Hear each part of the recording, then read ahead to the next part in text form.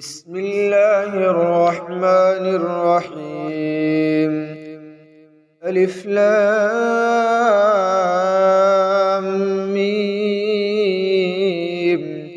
تلك آيات الكتاب الحكيم، هدى ورحمة للمحسنين الذين يقيمون الصلاة ويؤتون الزكاة وهم بالآخرة هم يوقنون. أولئك على هدى من ربهم وأولئك هم المفلحون. ومن الناس من يشتري لهو الحديث ليضل عن سبيل الله بغير علم ويتخذها هزوا، أولئك لهم عذاب مهين. وإذا تتلى عليه آياتنا ولى مستكبرا كأن لم يسمعها كأن في أذنيه وقرا، فبشره بعذاب أليم. إن الذين آمنوا وعملوا الصالحات لهم جنات النعيم خالدين فيها وعد الله حقا، وهو العزيز الحكيم. خلق السماوات بغير عمد ترونها وألقى في الأرض رواسي أن تميد بكم وبث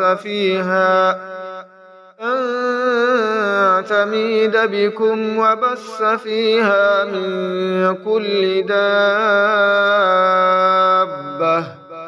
وأنزلنا من السماء ماء فأنبتنا فيها من كل زوج كريم.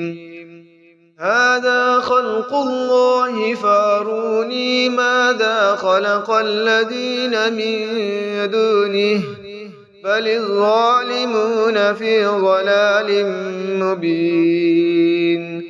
ولقد آتينا لقمان الحكمة أن اشكر لله، ومن يشكر فإنما يشكر لنفسه، ومن كفر فإن الله غني حميد. وإذ قال لقمان لابنه وهو يعظه يا بني لا تشرك بالله إن الشرك لظلم عظيم. ووصينا الإنسان بوالديه حملته أمه وهنا على وهن وفصاله في عامين أن اشكر لي ولوالديك إلي المصير. وإن جاهداك على أن تشرك بي ما ليس لك به علم فلا تطعهما وصاحبهما في الدنيا معروفا، واتبع سبيل من أناب إلي ثم إلي مرجعكم فأنبئكم بما كنتم تعملون. يا بني إنها إن تك مثقال حبة من خردل فتكن في صخرة أو في السماوات أو في الأرض يأت بها الله، إن الله لطيف خبير.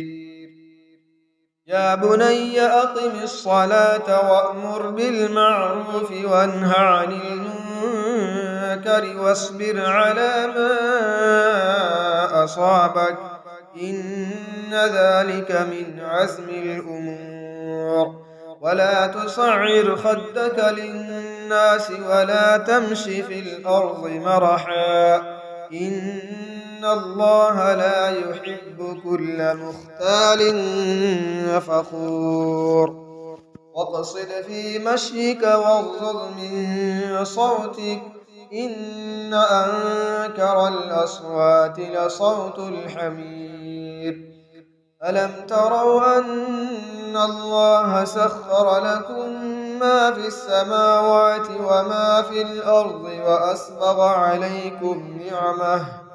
وأسبغ عليكم نعمه ظاهرة وباطنة ومن الناس من يجادل في الله بغير علم ولا هدى ولا كتاب منير وإذا قيل لهم اتبعوا ما أنزل الله قالوا بل نتبع ما وجدنا عليه آباءنا أولو كان الشيطان يدعوهم إلى عذاب السعير ومن يسلم وجهه إلى الله وهو محسن فقد استمسك بالعروة الوثقى وإلى الله عاقبة الأمور ومن كفر فلا يحزنك كفره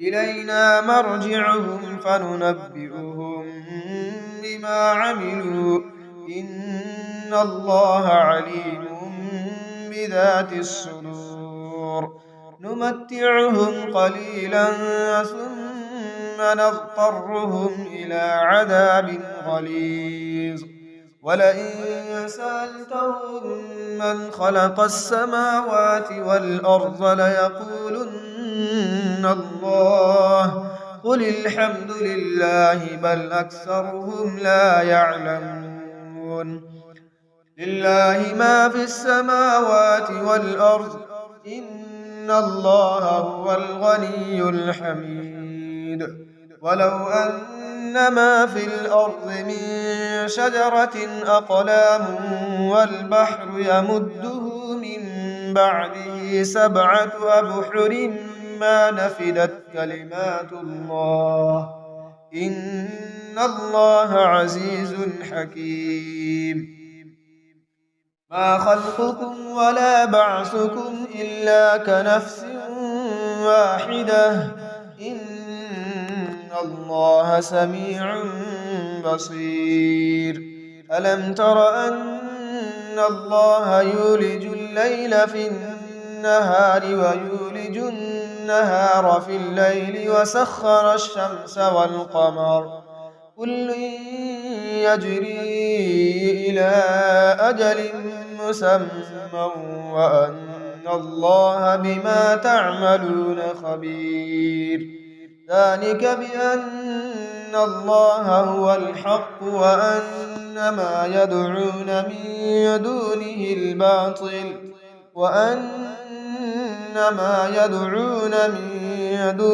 الباطل وأن الله هو العلي الكبير ألم تر أن الفلك تجري في البحر بنعمة الله ليريكم من آياته إن في ذلك لآيات لكل صبار شكور وإذا غشيهم موج كالظلل دعوا الله مخلصين له الدين فلما نجاهم إلى البر فمنهم مقتصد وما يجحد بآياتنا إلا كل ختار كفور يا أيها الناس اتقوا ربكم واخشوا يوما لا يجزي والد عن ولده ولا مولود هو جاز عن والده شيئا إن وعد الله حق فلا تغرنكم الحياة الدنيا ولا يغرنكم